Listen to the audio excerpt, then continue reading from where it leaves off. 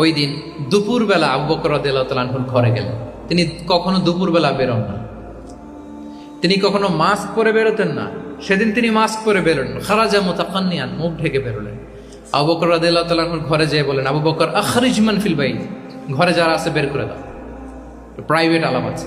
আবু বকর রাদিয়াল্লাহু তাআলা আনহু বললেন, ইয়া রাসূলুল্লাহ, আসমা আর আয়েশা একজন তো আপনার পরিবার আর একজন তার বোন, আমরাই তো, বলেন। রাসূল সাল্লাল্লাহু আলাইহি ওয়াসাল্লাম আশ্বস্ত হলেন, বললেন যে আজ রাতেই আমরা হিজরত করব। আজ রাতেই। মক্কা থেকে মদিনা হচ্ছে উত্তর দিকে, কোন দিকে? আপার নর্থ। তিনি মক্কা থেকে মদিনায় হিজরত করবেন উত্তরে, কিন্তু তিনি বের হলেন দক্ষিণ দিক দিয়ে, শত্রুর চোখে ধুলি দেওয়ার জন্য। দেখেন, ডেস্টিনেশন এদিকে, বের হলেন এই দিক দিয়ে, সবার চোখের অন্তরালে তিনি বের হলেন। এবং তিনি আবু বকর রাদিয়াল্লাহু তাআলা আনহুকে বললেন,